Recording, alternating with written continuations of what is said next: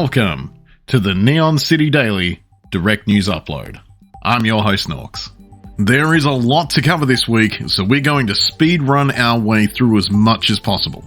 Buckle up. A quick follow-up on our Capcom story from last episode. Shortly after that episode went live, Capcom made a short statement in which they apologised for the removal of Dolby Atmos and ray tracing from Resident Evil 2 and 3, confirming it was a mistake. The features were promptly reinstalled in both games, just in time for my 12-hour Resident Evil stream. Nice. Well, it seems like Square Enix missed the memo about gamers not being too keen on blockchain, NFTs, and all that fancy Web3 stuff. They've teamed up with Elixir, a Web3 gaming platform, to bring traditional gamers kicking and screaming into their version of gaming in the 21st century. Because if there's one thing gamers love, it's being told what they should like by corporations. The announcement itself is light on details, so we have little to no idea what the endgame is. Elixir itself is a PC games distribution platform that puts Web3 games and regular games side by side, with little to distinguish between them. Earlier this year, for example, Elixir integrated the Epic Games Store to allow users to play any game in the Epic library, next to your favourite Web3 games. It would appear then that the goal is to stuff enough non-Web3 games next to Web3 games in the hope that players won't be able to tell the difference and will eventually get really into Web3 gaming. For those familiar with the latest strategy over at Square though, this shouldn't come as much of a surprise. At the start of the year, then President Yosuke Matsuda said that the company's vision for 2023 included aggressive investment into blockchain technology and NFTs. While Matsuda has stepped down this last month, his vision appears to have remained intact, as demonstrated by a recent set of Final Fantasy VII NFT trading cards. While some companies have signed anti-NFT pledges and others have banned them outright, Square Enix is boldly forging ahead. I mean, what's a little controversy when you can have the opportunity to own a Cloud Strife action figure NFT? Given the themes at play in Final Fantasy VII, the irony appears lost on Square Enix. It seems that Dead Island 2, the sequel to the 2011 game Dead Island, has doubled down on the gory horror elements that made the original game so popular. The game's developer, Deep Silver, has made butchery a priority and has incorporated high-fidelity, anatomically correct gore into both the game's combat system and its environment. Players can interact with the gore in the game world using tools like jerry cans filled with water to rinse away congealed blood and entrails. The game's proprietary, fully locational evisceration system for humanoids system, also known as Flesh, allows for realistic, procedurally generated gore that responds to successive hits, even after zombies have died for good. The result is combat that is magnificently sickening, with players able to slice off skin, muscle, and fat until blood surges and splotches on the walls. Dead Island 2 is out now and has been met with positive reviews from critics and players alike. We can't wait to play it and fact-check the claims made. Radical circumcisions incoming. Well. Looks like some PlayStation players got their knickers in a twist, because the latest Burning Shores DLC for Horizon Forbidden West allowed Aloy to smooch a lady. Can't say we're surprised though, after all, video games are serious business, and if you're not careful, a same-sex kiss might just ruin your immersion in the world of robot dinosaurs and post-apocalyptic tribes. It's worth noting that pursuing any relationship in the game is completely optional, and don't let the truth get in the way of some good old-fashioned intolerance and nerd rage. A lot of players kindly outed themselves as homophobes recently by complaining on Metacritic that homosexuals were putting forward a dirty agenda that sabotaged what could have been a beautiful story. Nearly all the reviews with a 0 score complain that they shouldn't be forced to see gay women exist in the world of Horizon. One player called the game woke propaganda for allowing Aloy to fall in love with someone she just met, as if that isn't how human romantic attraction so often works.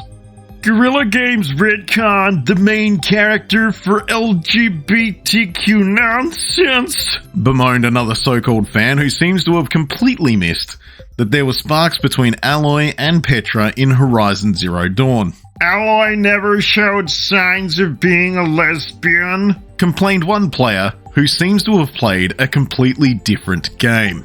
The demoralizing fact is that review bombing is becoming an ever increasingly popular method for bigots and the ignorant to make themselves heard. It's not all bad news though, with Metacritic looking to fight back, releasing the following statement this week. Fandom is a place of belonging for all fans, and we take online trust and safety very seriously across all our sites, including Metacritic. Metacritic is aware of the abusive and disrespectful reviews of Horizon Forbidden West Burning Shores, and we have a moderation system in place to track violations of our terms of use. Our team reviews each and every report of abuse, including but not limited to racist, sexist, homophobic insults to other users, etc. And if violations occur, the reviews are removed. We are currently evolving our process and tools to introduce stricter moderation in the coming months. While Metacritic did not elaborate on what these new tools and processes will look like, it is reassuring to know it is taking the review bombing on its site seriously and will strive to make improvements on how its reviews are moderated in the future. Meanwhile, multiple Burning Shores reviews have already been removed from the site for violating its terms of use. Over 140 workers at Sega America's Irvine, California office are ready to get their union game on. The group is looking to improve pay, staffing, and scheduling, and they've enlisted the help of the Communications Workers of America, CWA, to make it happen. They've even filed a petition for an election with the National Labor Relations Board, NLRB, which will pretend to understand. While other games publishers have seen unionization efforts from developers and QA testers, this union would be one of the most diverse yet, including community managers, project developers, and brand marketers. Microsoft is the only major gaming company to voluntarily recognize unionization efforts, and the CWA is hoping that Sega will follow suit. So far, there's been no official response from the Japanese publisher, but let's just hope they don't make a Sonic Speed getaway. Blizzard has announced a final open beta for Diablo 4, called Server Slam, which is focused on trying to break the game's network infrastructure. The beta will include all of the game's prologue and Act 1 content, with all 5 character classes available. However, players will need to start fresh characters, as previous beta characters will not be available. The beta will be capped at level 20, and the legendary item drop rate has been adjusted to be more representative of the eventual release version of the full game. The beta will take place on the weekend of May 13th to May 15th, with a new world boss named Ashava available for all players to fight. The Diablo 4 Server Slam will also bring back all previous beta rewards and include a new Cry of Ashava mount trophy for those who manage to defeat the world boss with a level 20 character. For those not in the loop, here's what's at stake and how you earn it. Initial Casualty title. Earned by reaching Kjolvashad with 1 character. Early Voyager title. Earned by reaching level 20 on 1 character. Beta Wolfpack cosmetic item. Earned by reaching level 20 on 1 character. The Cry of Ashava mount trophy. Earned by defeating Ashava with 1 level 20 character. It's worth keeping in mind that you won't be able to wander over and fight the new world boss Ashava anytime you like. You'll need to work around her schedule. Sunday, May 14th at 2 AM AEST, and every 3 hours thereafter until her final spawn at 2 AM AEST on Monday, May 15th. Blizzard also made it clear that Ashava is a world boss built for characters much higher than level 20, so be aware you're going to have a fight on your hands. Take advantage of all the other players running around and don't be afraid to stack on. It's going to be the only way to bring her down. Keep an eye on the NCD Twitch to catch more Diablo 4 gameplay when the beta rolls around in May. we'll no doubt be having our own crack at a Shaba. Well, it seems like the upcoming Lord of the Rings game, Gollum, is causing a bit of a stir with its decision to sell a dialogue pack in Elvish as paid DLC. Who knew that language packs could be such a controversial topic? According to the game's developers at Daedalic, the decision to charge for the language pack is all about covering production costs. Apparently, they had to pay their voice actors to become conversationally fluent in Sindarin, all in a bid to appease the Lord of the Rings obsessives. Talk about going the extra mile for authenticity. But fear not, my precious readers, even if you refuse to buy the language pack, you'll still get to hear plenty of Sindarin spoke by Elvish characters in the game. This DLC pack is just for the truly dedicated ringers out there who want the world to sound that little bit more canonically complete. Who wouldn't want to hear Gollum muttering to himself in Elvish? In any case, it's good to know that the developers are taking Middle-earth linguistics seriously. We wouldn't want to see a repeat of Prime Video's The Lord of the Rings Rings of Power, which infamously confused the two Elvish languages, causing Tolkien purists to tear the show to shreds. I can only imagine what they would do to Gollum if he started speaking Kenya in an actual conversation. All jokes aside, it's clear that the developers have put a lot of thought and effort into creating an immersive Lord of the Rings experience.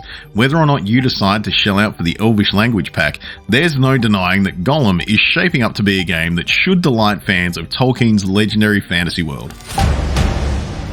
At this point in the show, we'd usually pivot onto streamer news, but you know what?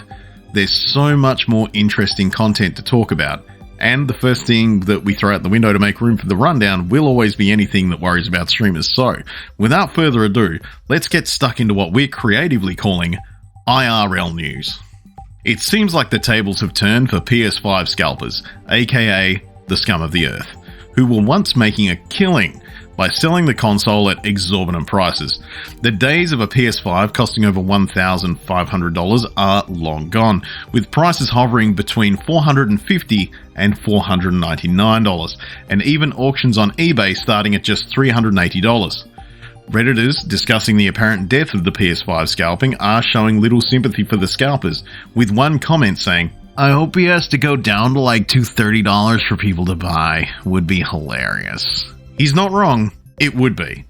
Even better, the situation could still get worse for scalpers, as Sony is reportedly launching a PS5 Pro next year. The updated model is said to focus on better ray tracing abilities and come with improvements to visual fidelity and general performance. So if you're a scalper, it might be time to find a new scheme, because in what would be a major win for honest gamers, the release of the Pro will likely drive prices of the original console down even further. A satisfying side effect being that scalpers stand to lose much more money.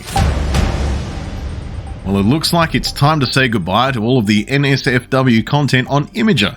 The image, GIF and video hosting platform, familiar to Redditors everywhere, has announced that beginning May 15th, it will be forbidding all future and purging all pre-existing NSFW content posted by users. Imgur released its refreshed terms of service yesterday, which breaks down the ban on explicit media. After serving as a third-party platform for erotic subreddits across the web, Imgur has now decided to take a less horny route forward. The company announced that explicit content can no longer be posted moving forward. This includes any explicit or implied sexual acts, as well as full or partial nudity. The new policy also includes the removal of all content depicting pornography or nudity that was posted in the past.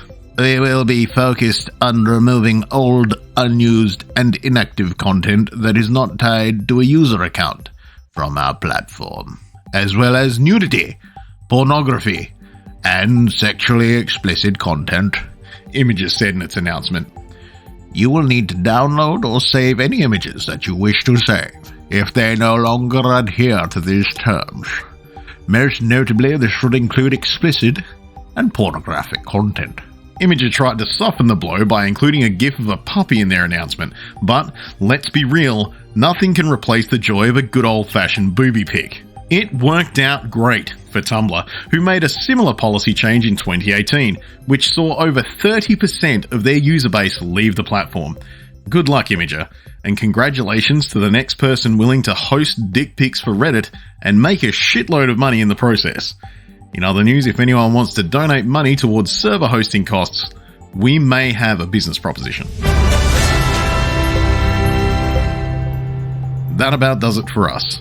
Be sure to tune in to the Neon City Daily podcast, where we will likely discuss some of this in greater detail. If you want to join in on the discussion yourself, as well as share increasingly disturbing memes with fellow NCD community members, hit up our Discord. All the relevant links can be found on our website, neoncitydaily.com.au. That's been the Direct News Upload, and I've been your host, Norks. Good night.